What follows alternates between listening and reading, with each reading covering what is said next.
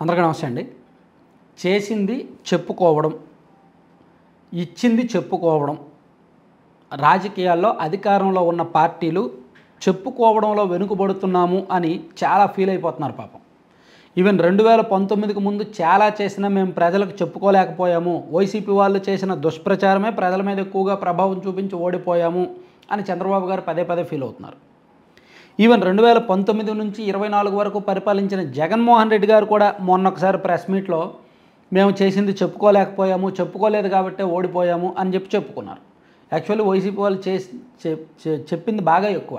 99% హామీలు నెరవేర్చాం, 99% హామీలు నెరవేర్చామని చెప్పి దాదాపుగా 9,999 సార్లు చెప్పుంటారు వాళ్ళు. సో ఆ నవరత్నాలని హామీలు అమలు చేసామని. సో వాళ్ళు బాగానే ఎక్కువే చెప్పుకున్నారు. సో ఇప్పుడు కూటమి ప్రభుత్వానికి కూడా అదే భయం, చేసింది మేము చెప్పుకోలేకపోతున్నాము అని. అందుకు వీళ్ళు ఎక్కువ చెప్పుకోవడం ప్రారంభిస్తున్నారు, ఎక్కువ ప్రచారం ప్రారంభిస్తున్నారు. ప్రతిదీ అతి ప్రచారమే, ప్రతిదీ కూడా అవసరానికి మించి ప్రచారమే. ఉదాహరణకు చూడండి, P4 స్టార్ట్ చేశారు. అది నిజానికి మంచి ప్రోగ్రామే, దాన్ని ఎవరు తప్పుపట్టరు. కానీ దానికి రావాల్సిన దానికంటే ఎక్కువ ప్రచారం కల్పించారు. పదే పదే చంద్రబాబు గారు అదే మాట్లాడడం ప్రారంభించారు. ఆంధ్రజ్యోతి రాధాకృష్ణ గారు తన కొత్త పలుకులో చంద్రబాబుకు P4 పిచ్చి పట్టింది అని ఎప్పుడైతే రాశాడో అప్పుడు చంద్రబాబు గారు దాని గురించి మాట్లాడడం తగ్గించారు, దాదాపుగా 1 నెల 15 రోజుల నుంచి. లేకపోతే ఇప్పటికీ చంద్రబాబు గారు అదే మాట్లాడేవారు. రాధాకృష్ణకి ఇచ్చిన స్ట్రోక్ గట్టిగా తగిలింది. సో P4 అనేది మంచిదే, కానీ దాని ఫలితం బాబు గారు చెప్పినంత, బాబు గారు ఆశించినంత, బాబు గారు చూపించిన బొమ్మ అంత ఉండదు. వాళ్ళు 15 లక్షల కుటుంబాలను ఉద్ధరిస్తానంటున్నారు. గట్టిగా 1 లక్ష కుటుంబాలను ఉద్ధరిస్తే చాలు, కానీ వీళ్ళు 15 లక్షల కుటుంబాలను లెక్కలు చూపిస్తారు ఎక్కువ. సో అలాగే యోగాంధ్ర విపరీతంగా డప్పు కొట్టారు. యోగాంధ్ర గురించి నెల రోజుల ముందే కార్యక్రమాలు చేసేసి, నెల రోజుల పాటు కార్యక్రమాలు చేసేసి ఊదరగొట్టేసి, యోగాంధ్రకు వెళ్ళినా వెళ్ళకపోయినా మీరు యోగాంధ్రలో పార్టిసిపేట్ చేశారని చెప్పి సర్టిఫికేట్లు ఇచ్చారు. మా ఇంట్లో ఎవరూ యోగాంధ్రకి వెళ్ళాల, కానీ మాకు సర్టిఫికేట్ వచ్చింది మీరు యోగాంధ్రలో పాల్గొన్నారు అని వాట్సాప్లో. అలా ఇప్పుడు కొత్త డప్పు ఏంటంటే జిఎస్టీ డప్పు. ఊరు వాడ జిఎస్టీ డప్పు కొట్టాలి. జిఎస్టీని తగ్గించారు కదా, మొన్న సెప్టెంబర్ 22వ తేదీ నుంచి కూడా దేశవ్యాప్తంగా జిఎస్టీ సంస్కరణలు అమల్లోకి వచ్చాయి కదా. సో దానివల్ల నిత్యావసరాల ధరలు తగ్గాయి.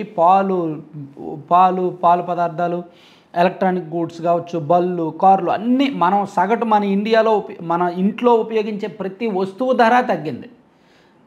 కాబట్టి ఆ ఫలితం జనాలకి తెలుస్తోంది.